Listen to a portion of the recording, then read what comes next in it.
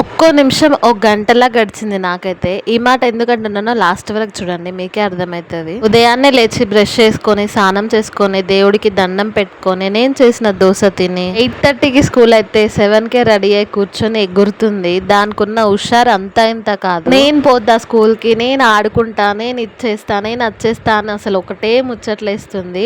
కేవలం స్కూల్లో ఆటలు మాత్రమే కాదు నాన్న, చదువు కూడా చెప్తారు అని అంటే, నాకు వద్దు అని ఏడుస్తుంది. అంత చిన్న పిల్లతో కాళ్ళు మొక్కేసుకుంటున్నా అని ఫీల్ కాకండి. ఏ శుభకార్యానికైనా తల్లిదండ్రుల దీవెననే కదా కావాల్సింది. అలాగే కాసంత ధైర్యాన్ని కూడా తోడుగా నింపి స్కూల్ కి అయితే వెళ్తున్నాం. ఇంకా స్కూల్ లోపల అడుగు పెడితే ఏడుస్తుందేమో అనుకున్నా, కానీ కాదు, నిజానికి అది చాలా యాక్టివ్ గా ఉంటది. పిల్లల మధ్యలో ఎప్పుడున్నా సరే దానంత ఫ్రీ బర్డ్ ఇంకెవ్వరు ఉండరు. దాని డ్రెస్ సరిగ్గా లేదు, ఆయమ్మ సెట్ చేసేస్తుంది. ఏమనుకోకండి, అది కూడా చూడలే కానీ వీడియోలు తీస్తుందని. మొత్తానికైతే స్కూల్ కి వెళ్ళేసరికి యాక్టివ్ గానే ఉంది. ఇంకా ఇంటికి వచ్చేసరికి డల్ అయిపోయింది. మీ వాళ్ళ ప్రిన్సిపల్ వాళ్ళ స్కూల్లో ఇచ్చిన చాక్లెట్స్ అవన్నీ. ఇంకా లంచ్ బాక్స్ వస్తే బాగానే తిన్నది, ఓకే అయినా సరే ఇంట్లో కొంచెం అన్నం తినిపించి పడుకోబెట్టిన. లాస్ట్ లో సబ్స్క్రైబ్ చేసుకోవడం మర్చిపోకండి. ఉంటా, బాయ్ బాయ్.